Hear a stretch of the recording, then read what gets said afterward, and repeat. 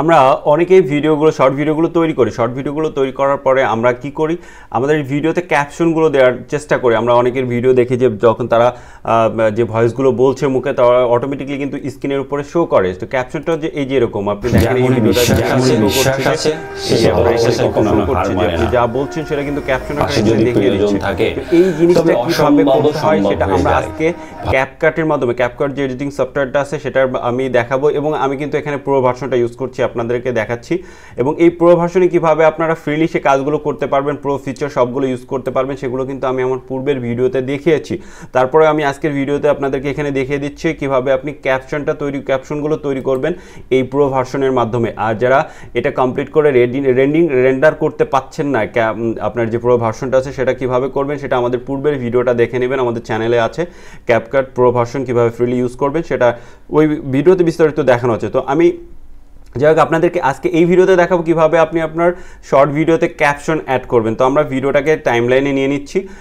টাইমলাইনে নেওয়ার পর আপনি এখান থেকে আপনার যে ধরনের এডিটিংয়ের কাজ, কালার কারেকশন যা যা করার দরকার আপনি সব কিছু করে নেবেন এখান থেকে। জাস্ট আমি ধরুন এতটুকু রাখছি, বা ভিডিওটা না হলে লং হয়ে যাবে।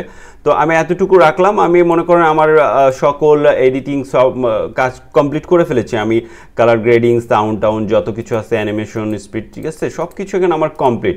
তো আমি এখন কি করব, আমার এই ভয়েসটাকে আমি আপনাদেরকে ফার্স্টে এটা শোনাই। তো এখানে ভয়েস কিন্তু আছে, এই যে দেখেন, আমি কেবল মুখোশ পরে বেঁচে আছি। তো এই ভয়েসটাই আমার স্ক্রিনের উপরে এই যে এইটাই যেমন ক্যাপশন আকারে দেখাচ্ছিল, এই যে দেখেন লেখা দেখাচ্ছে, আমি যা বলছি সেটা কিন্তু ক্যাপশনটা এখানে উঠছে। এটা দেখলে অনেক সময় হয় কি, এই ধরনের ভিডিওগুলো ভিজুয়াল করে ভালো এবং অডিয়েন্স রিটেকশনটা খুব ভালো পায়। তো আমাদের চেষ্টা করতে হবে শর্ট ভিডিওগুলোতে যদি এগুলো আমরা ইউজ করতে পারি ক্যাপশনটা, তাহলে কিন্তু সেটা আরও বেটার হবে। তো আমরা এখন এই ভিডিওটার উপরে জাস্ট মাউসের কার্সারটা নিয়ে চাপ দিব, তাহলে আমাদের এই ভিডিওটা সিলেক্ট হয়ে গেল। আমরা এবার এই যে উপরে দেখতে পাচ্ছেন ট্রানজ্যাকশন ফিল্টারের মাঝামাঝি ক্যাপশন নামে একটা অপশন আছে, জাস্ট এই ক্যাপশনে ক্লিক করবেন। এখান থেকে স্পোকেন ল্যাঙ্গুয়েজ, আপনি কোন ভাষায় কথা বলছেন এখান থেকে সেই ভাষাটা বলে দিবেন। যেহেতু আমরা বাংলা ভাষাভাষী, বাংলাতে আমি কথা বলেছি, তো এখানে বাঙালিটা সিলেক্ট থাকবে। আর নিচে এটা ডিফল্ট অবস্থায় নাম দিয়ে রাখবেন, আর কোনো কিছু করার দরকার নাই আপনার। এখানে আপনি টেমপ্লেট আছে, এখানে আপনি চাইলে অটোমেটিকলি ডিফল্ট অবস্থায় এখানে আপনি টেমপ্লেটটাকেও সিলেক্ট করে দিতে পারেন, তাহলে আপনার ওই টেমপ্লেট অনুযায়ী কিন্তু আপনার সেটা শো করবে। তো আমরা টেমপ্লেটটাকে সিলেক্ট করে দিলাম। আপনি অটো লেয়ারটা কিংবা অ্যাড ক্যাপশন এগুলো আপনি এখান থেকে ইউজ করতে পারেন একটা একটা করে। তো আমরা এইটাকে নিয়ে নিচ্ছি টেমপ্লেটটা, এবং আমরা এখন জাস্ট এই যে জেনারেট ক্যাপশন নামে যে অপশনটা আছে, আমরা এই জেনারেট ক্যাপশনের জাস্ট এখানে ক্লিক করব। এটা কিন্তু এই যেখানে জেনারেটিং হচ্ছে, আপনার এই লেখাগুলোকে ক্যাপকাট কিন্তু জেনারেট করে দিচ্ছে। তো আপনাকে এখানে কিছু সময় ওয়েট করতে হবে। তো আমরা যদি এবার ফার্স্টে যাওয়ার পর এখানে ক্লিক করি, কখনো কখনো মনে হয় আমি কেবল মুখোশ পরে বেঁচে আছি। আমরা আরেকবার ট্রাই করি। এখান থেকে আমরা এখানে সিলেক্ট করলাম, আমাদের এখানে আমরা টেমপ্লেটটাকে জেনারেট করে নিলাম। এবার আমরা অটো ক্যাপশনে যাওয়ার পর এখানে আমরা জেনারেটে ক্লিক করব। তো জেনারেটে ক্লিক করার পর কিন্তু এটা অটোমেটিকলি জেনারেট হচ্ছে। তো ঠিক আছে, মোটামুটি আমাদের জেনারেট কমপ্লিট। হাসি দিয়ে কথা বলি, তো দেখতে পাচ্ছেন স্ক্রিনের উপর কিন্তু যে এখানে লেখা উঠছে, ঠিক আছে।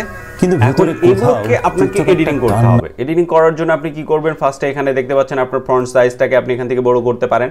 তারপরে আপনি এখান থেকে প্যাটার্নটাকে আপনি চেঞ্জ করতে পারেন, এই যে এইভাবে প্যাটার্নটাকে চেঞ্জ করতে পারেন। তারপরে আপনি এখান থেকে আপনার যে ফন্ট আছে সেই ফন্টের কালারটাকে আপনি এখান থেকে চেঞ্জ করে দিতে পারেন। তো আপনি আপনার পছন্দ মতো এখান থেকে কাজ করবেন। আমি কালারটাকে চেঞ্জ করে দিতে পারেন, ক্যারেক্টার এখান থেকে আপনি এই যে এগুলো চেঞ্জ করতে পারেন, ঠিক আছে, এই যে এইভাবে চেঞ্জ করে দিতে পারেন।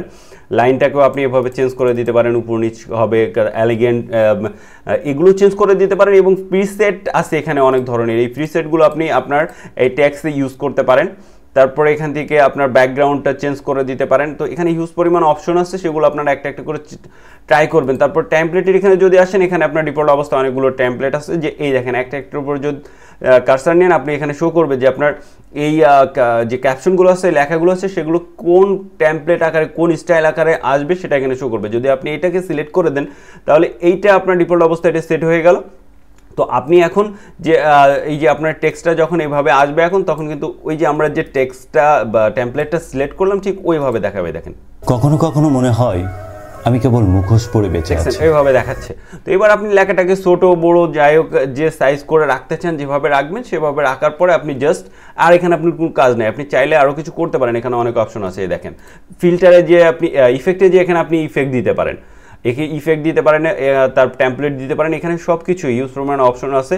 তবে এখানে সবচেয়ে ভালো দিকটা যেটা হয়েছে, আপনার পুরো ভার্সনে আপনি জাস্ট এখানে জেনারেটে ক্লিক করবেন, এখানে ল্যাঙ্গুয়েজটা সিলেক্ট করে দিবেন, এটা অটো আপনার কথাটাকে জেনারেট করে আপনার এখানে টেক্সটটাকে জেনারেট করে দিবে। আপনাকে আলাদাভাবে আর এই আপনার যে ভয়েসটা আছে সেই ভয়েসের টেক্সটগুলোকে লিখে এখানে আপনাকে নতুন করে বসায়ে আপনাকে ভিডিওটা তৈরি করতে হচ্ছে না, অটোমেটিকলি কিন্তু আমাদের ভিডিওটা তৈরি হয়ে গেল।